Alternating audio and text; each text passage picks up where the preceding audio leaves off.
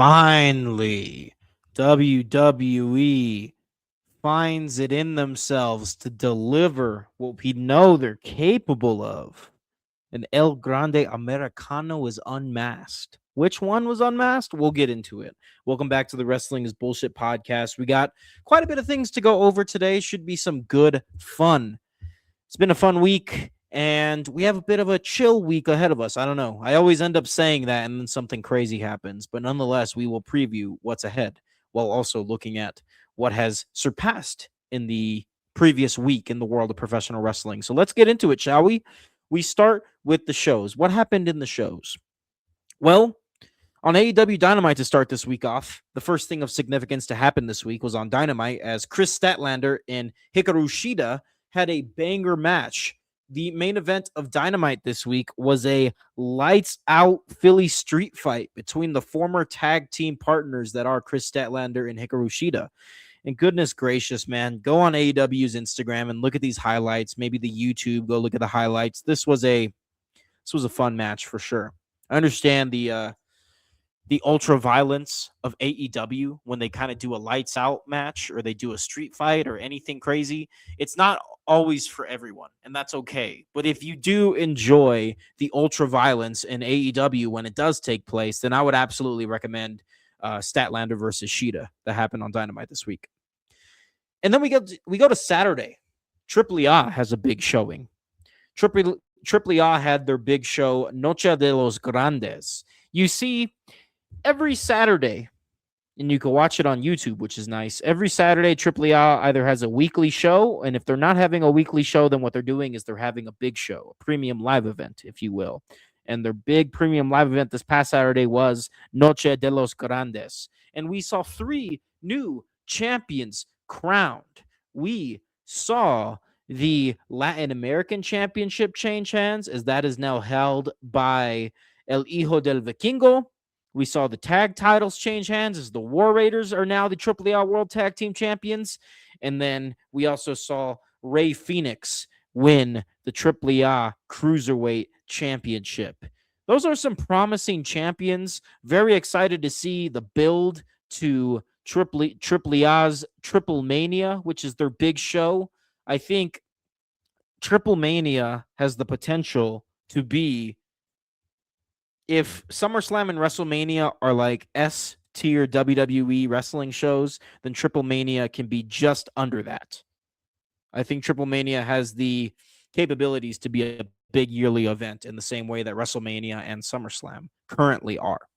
So I'm very excited to see what that looks like this year. It's a very new thing. What also happened at Noche de los Grandes was a mask versus mask match between El Grande Americano and Original El Grande Americano, however you say that. Ultimately, Chad Gable was the one to begin El Grande Americano, and when he got injured last year, Ludwig Kaiser was somebody that donned the gimmick in the character El Grande Americano. So when Chad Gable was healthy and ready to come back, we saw a bit of a conflict, right? Because Ludwig Kaiser was a fantastic El Grande Americano, and he's been doing really good as a mainstay of the AAA Mexico Lucha Libre program.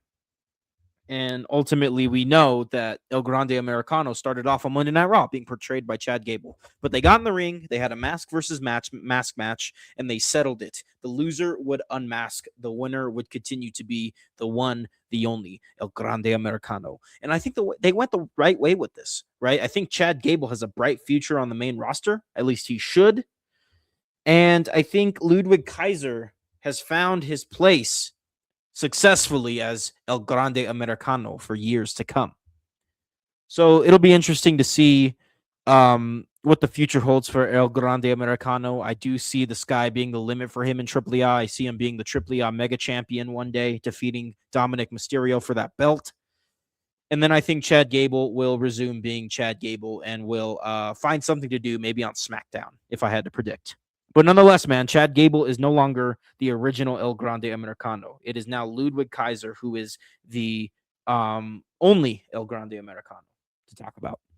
All right. This was a very interesting show by AAA. I really enjoyed it. Like, I think AAA is the best TKO wrestling product right now. NXT is fine. NXT's job isn't to entertain us. NXT's job is to build stars. And that's ultimately good, right? We sacrifice being entertained week to week on NXT to have bigger stars when they're ready for the main roster. And we've seen that with Trick Williams. We've seen that with Tiffany Stratton. We've seen that with Obafemi, and so much more. So I think they're doing great. But ultimately, from an entertainment standpoint, I think AAA is so much freaking fun. So much fun. At a time where Raw and SmackDown are hit or miss, more miss than hit, if you ask me, I think AAA is holding it down. Anywho, we go on to the next day, which is Sunday. We are less than 24 hours removed from Sunday and less than 24 hours removed from WWE Clash in Italy, the most recent premium live event to come out of WWE. And I think, to be honest, this was the best premium live event to come out of WWE in 2026. Maybe Elimination Chamber could combat it, but I think this was much better. I think this was a card that got people excited, and I think this was a main event that truly delivered. Okay, WrestleMania was fine. I think the blunder with Cody Rhodes really left a sour taste in my mouth after it was all said and done. But ultimately, Clash in Italy was solid, right? We got the Cody versus Gunta match. Clearly, they have more business to settle as the pin was seemingly falsely counted, a 3 count to give Cody the win and the retain over Gunta. I think that's the story there, is that the 3 count was falsified. I could see that being a big story on SmackDown, having the win retracted, maybe the WWE Championship vacated, taken off of Cody Rhodes due to a bad finish. I think that is the story they're going for. We'll have to wait and see.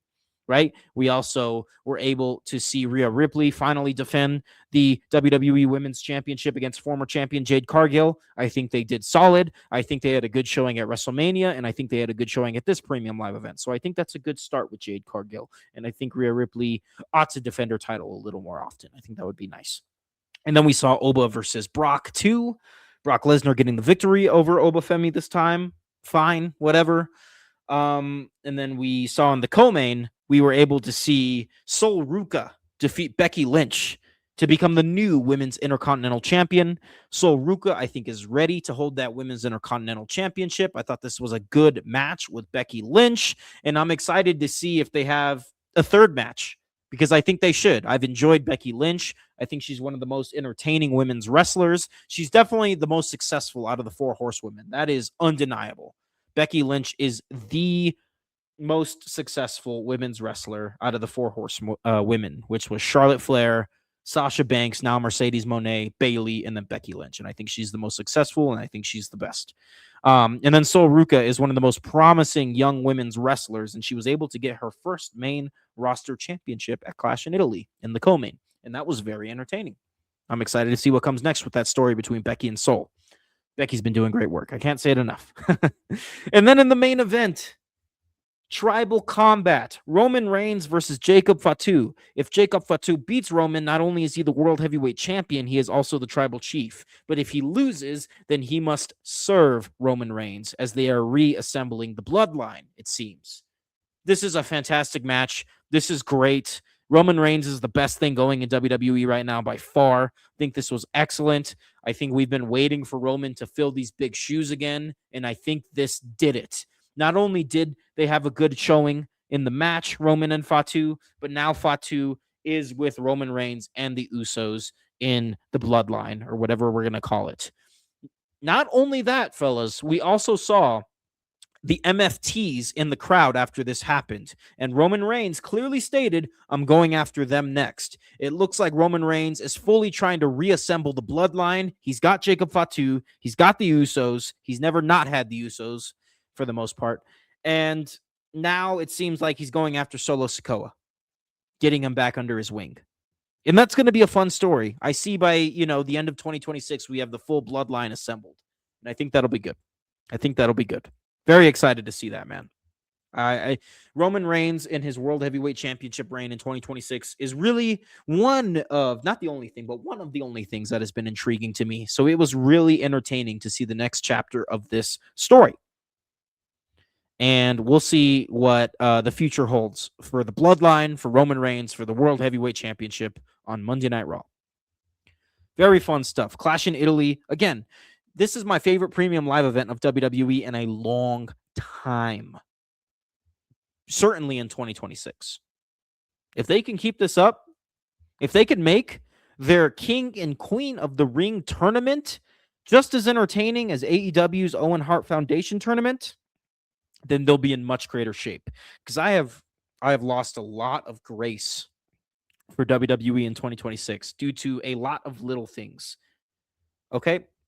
I'm not going to go and list them out here, but I do want to preview the King and Queen of the Ring tournaments before we get into the watch list. What I like that WWE does is they do fatal four-ways, and if you win your fatal four-way, you qualify in that semifinal match. I think that's solid. I think that's a good way to do tournament for WWE. AEW, they have their own way. They do the quarterfinal, semifinal, and then final this year for the Owen. But in previous years, we've seen the Owen be humongous. We've seen the Owen be what it is right now and everything in between, right? But I think WWE consistently says we are going to have qualifying fatal four-ways, and if you win, you're in the semifinal. And I think that's a good speed to the King and Queen of the Ring tournaments. I'm very much looking forward to these fatal four-way matches. To get a spot, you have the fatal four-way of Penta, Obafemi, Solo Sikoa, and Carmelo Hayes. That has to be the most star-studded fatal four-way qualifier that I'm excited to see.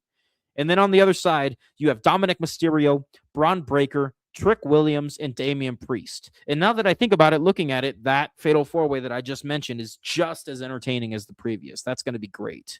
On the other side, we have Seth Rollins, Javon Evans, Talatanga, and Ricky Saints. That'll be a fun match. That'll probably be the most entertaining fatal four-way. I don't see anybody but Rollins winning that unless they want to give us a surprise with Ricky Saints. I think Rollins should go far. I think he should win King of the Ring this year. I think he had a lot of momentum. I think 2026 was shaping up to slowly be a statement year for Rollins, and that kind of went to shit when he got injured, which is unfortunate. And right now, I think Rollins is kind of in this half-baked story against the Vision. It's fine. It's not amazing. But I think a King of the Ring tournament win will be good for him to get back on track here. And I think he could face Braun Breaker in the final. That makes sense. They're on opposite sides of the bracket. Okay, and that last fatal four-way consists of Jey Uso, LA Knight, Royce Keys, and Finn Balor. I think this is a good opportunity to either have LA Knight or Finn Balor win. We'll see what happens. Maybe Royce Keys gets the win. I'm not counting out Royce Keys. But I do want to see Rollins be featured heavily in this tournament. But there's no guarantee, guys. We're going to have to wait and see. You got Penta. You got Obafemi, who's red hot right now. You got Braun Breaker. You got Trick Williams, who's red hot right now. You got so much good talent, and this is a great opportunity for WWE to remind everyone who the hell they are. On the women's side, you got a fatal four-way consisting of Liv Morgan, Becky Lynch, Alexa Bliss, and Chelsea Green. I see Liv Morgan playing a big role in this Queen of the Ring tournament, which is interesting. She's the women's world champion, but she's in the tournament. That's fine. I don't think she'll win, but I think she'll have a great showing. I think whoever beats her can pick her for a match for the Women's World Championship at SummerSlam. Another fatal four-way we have is Sol Ruca, Lyra Valkyria, Charlotte Flair, and Jade Cargill. I could see either Sol Ruca or Lyra Valkyria getting that one. And then we have Roxanne Perez, Io Sky, Julia, and Lash Legend. I think the easy pick there is Io Sky, unless they want to do Roxanne Perez versus Liv Morgan. But I really don't see them doing that. I would like to see it, but I don't see them doing that, to be honest. I'll be genuinely surprised if they do that. And then last but not least, the last qualifier for the women is Bayley, Raquel Rodriguez, JC Jane, and Kiana James. And ultimately, I think you can give Bayley the win there. Unless you want to give somebody else some big-time reps in a semifinal match, then that's fine too. Particularly maybe JC Jane, who I think could rise to the occasion there. But yeah, we got King and Queen of the Ring. That's going to make Raw and SmackDown very watchable. That's going to make Raw and SmackDown very exciting to watch. We'll see how that unfolds. As we know, if you win the King or Queen of the Ring tournament at the Night of Champions Premium Live event, then you will get to face a main champion of your choosing at SummerSlam, whether it's the World Champion or the WWE Champion. So it'll be exciting to see how this goes. And it'll be exciting to see what the main events of SummerSlam are going to look like, because that's always valuable information. That's always fun. What's going to be WWE's big match at SummerSlam this year, right? Anywho, let's get into the watch list, fellas. We don't have too much on the watch list this week. We have 3 shows, and yeah, these should be interesting developments and interesting matches this week. For NXT, we have 2 championship matches. We have Lexis King defending the Speed Championship against Romeo Moreno. And then we have Tony D'Angelo defending the NXT Championship against Cam Hendricks. I like the current title scene for the NXT Championship. It's fun, it's interesting, and I think Tony D is operating in rare form, and he is at his best right now. It's taking years and years to get Tony D'Angelo to this moment, and I think he has the ability to be one of the greatest NXT champions of the past few years, maybe ever. Potentially. We'll have to wait and see. We're still in the beginning. Okay, then we go to Wednesday. We have AEW Dynamite, 2 big matches here. We have Kevin Knight defending the TNT Championship against Mike Bailey, his previous tag team partner, which should be very interesting. And then we have MJF defending the AEW World Championship against Roosh. Should be fun. Dynamite's always fun. I always recommend that show. In fact, I'll say it right now. It's my favorite weekly wrestling show out of all of them right now. Dynamite. And then on Saturday, we have AEW Collision. Now, AEW Collision isn't as popular or star-studded as Dynamite normally is. But I will say, over the past couple of years, it has come a very long way in terms of getting itself back up to the caliber that it should be. AEW Collision started off red hot. It had its own roster, guys like CM Punk, guys like FTR, guys like Jay White, and it was putting on traditional wrestling matches and wrestling stories. It kind of became a home for those who can't make it up to Dynamite over the past few years, and now it's at a place where it showcases AEW's fantastic mid-card, and it showcases the fact that AEW has made every single one of their championships mean something.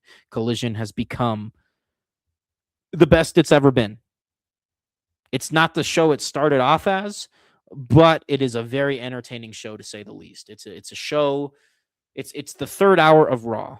It's the third hour of Dynamite. That's how I look at it. If Dynamite's third hour was 2 hours only. It's the third hour of Dynamite. It's not what you need to watch, but it's what you want to watch if you want more. And I think that's such a good approach and such a good philosophy for a second show for Collision. Anywho, AEW Collision will be live this week, and it'll see Divine Dominion defend the AEW Women's World Tag Team Championship against TJ, the team of Tay Mello and Anna Jay. And I think it's time for TJ to get these belts. I sniff a title change on Collision this week. I could see it happening. Divine Dominion has been fine. They've been okay. You know, I think there's a lot of in-ring work to be done with Divine Dominion, if I'm being completely honest, which pains me to say because I am a huge fan of Megan Bayne. I think she has a spot on the women's division in the future, and she has a future as an AEW Women's World Champion. Like, I think the world of her, but I think there's some development to be done. I think this tag team Divine Dominion has shown us that they aren't quite where they need to be yet. Unfortunately, that's just the truth. And I think Tay Mello, and Anna Jay are experienced enough to where you can put the AEW Women's World Tag Team Championship on them and see if they sink or swim, right? I think we did that with Divine Dominion. We played it safe with Babes of Wrath. They did a good job. Divine Dominion did a solid job. And now we'll see if TJ is up next for these AEW Women's World Tag Team titles. I think they should be. I think they absolutely deserve the opportunity to hold belts, and we'll see how they do if they do win them. All right. We got one more thing to do before I let you out of here, and that is the top 20 champions of wrestling. Very excited to talk about this list with you guys today. I think this list is in a good place. It's taken a lot of soul searching to perfect this list, and I think I continue to do so week in and week out. So let's hear the top 10 champions of wrestling. Before we get into that, let's get into the honorable mentions, of course. We have the Evolve champion of WWE, Aaron Rourke. We have TNA World Tag Team Champions, The System. We have the Speed champion of WWE, featured on NXT, Lexis King. We have the TNA World Champion, Mike Santana. We have the Ring of Honor Pure Champion Lee Moriarty. We have the Ring of Honor World Champion Bandito, the United States Champion, I'm sorry, not the United States Champion, the Ring of Honor Women's World Champion Athena, the United States Champion Trick Williams, the AEW Women's World Champion Tekla, the WWE ID Women's Champion Laney Luck, the WWE Women's Champion Rhea Ripley, the undisputed WWE Champion Cody Rhodes, NXT Tag Team Champions Vanity Project, Ring of Honor Women's World Television Champion Red Velvet, and the AEW International Champion Konosuke Takeshita. That is our honorable mentions. And now let's get into the top 20, fellas. At number 20, we have the Ring of Honor Women's Pure Champion, Deonna Purrazzo. Number 19, we have the Women's Tag Team Champions of WWE, Paige and Brie Bella. Number 18, we have the Women's United States Champion, Tiffany Stratton. At number 17, we have the TNA International Champion, Mustafa Ali. At number 16, we have the Women's Intercontinental Champion, Sol Ruka. At number 15, we have Divine Dominion, the AEW World Tag Team Champions, the AEW Women's World Tag Team Champions, excuse me. Number 14, we have Dalton Castle and the Outrunners, the Ring of Honor World Six-Man Tag Team Champions. At number 13, we have Mark Davis, the AEW National Champion. At number 12, we have Miles Bourne, the North American Champion of NXT. And at number 11, we have the AEW World Trios Champion, the Conglomeration. Going into the top 10 here, at number 10, we have AR Fox, the Ring of Honor World Television Champion. Number 9, we have the WWE Tag Team Champions, Wepa Up, Damian Priest and R-Truth. Number 8, we have the Women's North American Champion, Tatum Paxley. At number 7, we have the NXT Women's Champion, Lola Vice. Number 6, we have the TNT Champion, Kevin Knight. Going into the top 5 here, we have the NXT Champion, Tony D'Angelo at number 5. Number 4, we have the Continental Champion of AEW, Jon Moxley. Number 3, we have the Intercontinental Champion, Penta. Number 2, we have the AEW World Champion, MJF. And at number 1, we have the World Heavyweight Champion, seen on Monday Night Raw, Roman Reigns. Roman Reigns is fantastic right now. He's always been fantastic, except for, when he was the big dog. I would say since he's been the tribal chief, he's been fantastic ever since. All right, that's all I got for you guys today. This has been the Wrestling is Bullshit podcast. We have a pretty chill week coming up. We'll see if there's anything crazy to talk about. If you don't hear from me next weekend, it's really because there was no big developments that broke in the world of professional wrestling. But nonetheless, when something does happen, I will talk to you. I've been pretty good about going every single week, I should say, with this podcast. So we'll see what happens. All right, fellas, that's enough for me. Be good and be happy. I'll talk to you guys later. Peace out.